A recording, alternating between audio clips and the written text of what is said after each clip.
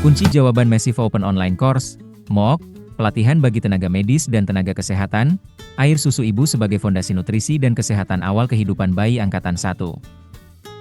Bagian 1, Teori dan Praktik Menyusui, EATS INA. Soal pertama. Pilih satu atau lebih. Jawaban yang benar adalah asimatur, disekresi mulai minggu ketiga laktasi dan seterusnya. Kolostrum, disekresi selama 3 hari pertama laktasi. Soal kedua. Dari zat berikut ini, manakah yang berperan penting dalam jalur neuroendokrin sekresi ASI? Jawaban yang benar adalah prolaktin. Soal ketiga. Bagian utama lemak yang terdapat pada ASI terdiri dari? Jawaban yang benar adalah triasilgliserol, fosfolipid dan asam lemak bebas. Soal keempat. Berapa durasi maksimum ASI dapat disimpan di lemari es, 4 derajat Celcius atau 39 derajat Fahrenheit, untuk dikonsumsi oleh bayi cukup bulan yang sehat? Jawaban yang benar adalah 5 hari. Soal kelima. 2 hormon utama yang terlibat dalam mengatur sintesis ASI adalah? Jawaban yang benar adalah prolaktin dan oksitosin. Tes akhir ASI sebagai pondasi nutrisi sejak awal kehidupan. Soal pertama. Lemak menyumbang sekitar berapa persen kalori dalam diet bayi yang diberi ASI eksklusif? Jawaban yang benar adalah 40-50. Soal kedua. Vitamin manakah dari berikut ini yang dianggap tidak cukup dalam ASI untuk memenuhi kebutuhan bayi yang diberi ASI eksklusif secara aman? Jawaban yang benar adalah vitamin D dan K. Soal ketiga. Suplemen manakah dari berikut ini yang dapat memberikan manfaat kesehatan tambahan bagi ibu dan bayi jika dimasukkan ke dalam diet ibu? Jawaban yang benar adalah yodium dan DH. Soal keempat. Bukti meyakinkan telah disampaikan dalam berbagai studi mengenai efek perlindungan menyusui terhadap kondisi-kondisi berikut, kecuali? Jawaban yang benar adalah asma bronkial. Soal kelima. Berdasarkan temuan penelitian terkini, komponen ASI manakah yang memberikan keuntungan potensial terhadap fungsi kognitif di kemudian hari? Jawaban yang benar adalah kandungan asam lemak tak jenuh rantai panjang. Soal keenam. Asosiasi atau mekanisme apa yang paling mungkin bertanggung jawab atas efek perlindungan menyusui terhadap tekanan darah tinggi? Jawaban yang benar adalah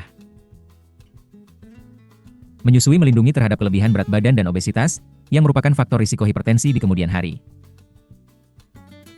Soal ketujuh. Manakah dari efek berikut yang dianggap sebagai salah satu manfaat kesehatan utama menyusui bagi ibu? Jawaban yang benar adalah involusi uterus yang lebih cepat. Soal ke-8. Kontraindikasi untuk menyusui mencakup semua hal berikut, kecuali? Jawaban yang benar adalah infeksi HIV pada ibu. Soal ke-9. Tingkat keberhasilan menyusui yang lebih rendah terlihat pada semua kelompok perempuan berikut, kecuali?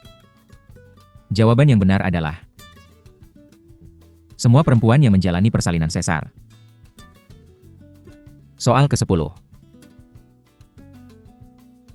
Pernyataan yang benar tentang 10 langkah menuju keberhasilan menyusui yang harus diterapkan di bawah inisiatif Rumah Sakit Sayang Bayi mencakup semua hal berikut, kecuali? Jawaban yang benar adalah menganjurkan menyusui dengan jadwal yang teratur. Kunci jawaban pretest dan posttest di pelataran sehat. Nilai yang didapat 93,33. Soal pertama. Jenis tongwe tiet manakah dalam skala penilaian Chorilos ankyloglossia yang memiliki frenulum tipis dan fleksibel yang menempelkan ujung lidah ke punggung gigi bawah? Jawabannya, A tipe 1. Soal kedua. Bagian mana dari ASI yang mengandung protein lebih tinggi, kaya imunoglobulin dan antibodi, namun memiliki kadar lemak dan laktosa lebih rendah? Jawabannya adalah A. Kolostrum. Soal ketiga. Ada beberapa faktor yang membuat ibu harus memerah ASI-nya. Kemudian ASI bisa disimpan di beberapa tempat, seperti kulkas dan freezer. Bagaimana cara menghangatkan ASI yang benar sebelum dikonsumsi? Jawabannya, D. Siram atau rendam dengan air hangat. Soal keempat.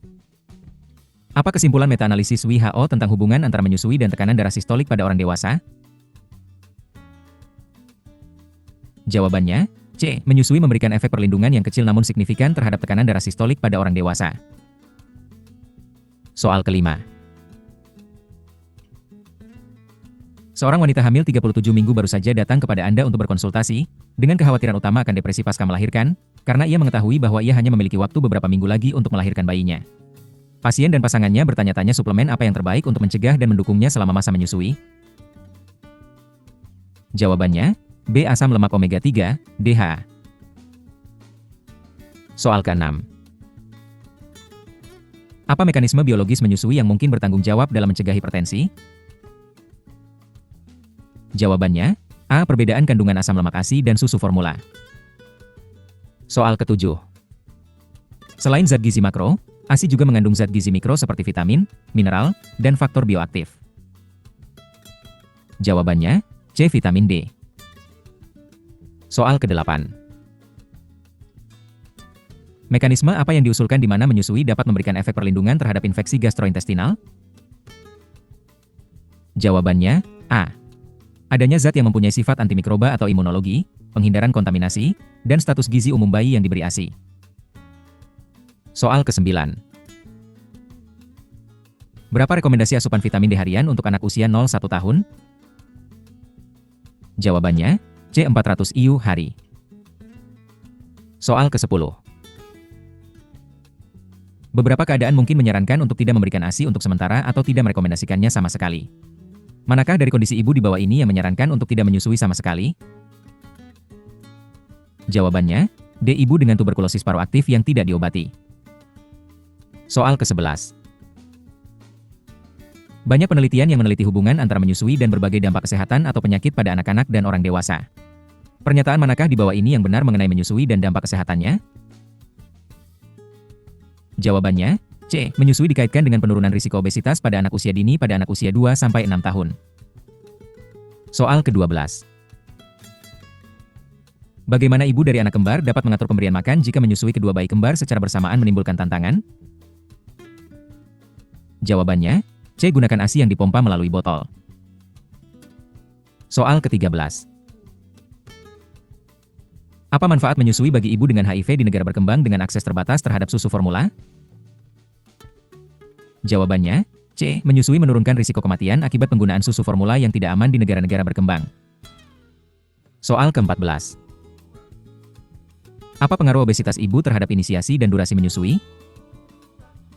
Jawabannya, B. Ibu yang mengalami obesitas cenderung tidak melakukan inisiasi menyusui. Soal terakhir. Manakah dari praktik berikut yang tidak dianggap sebagai langkah penting dalam program RSSB, Rumah Sakit Sayang Bayi?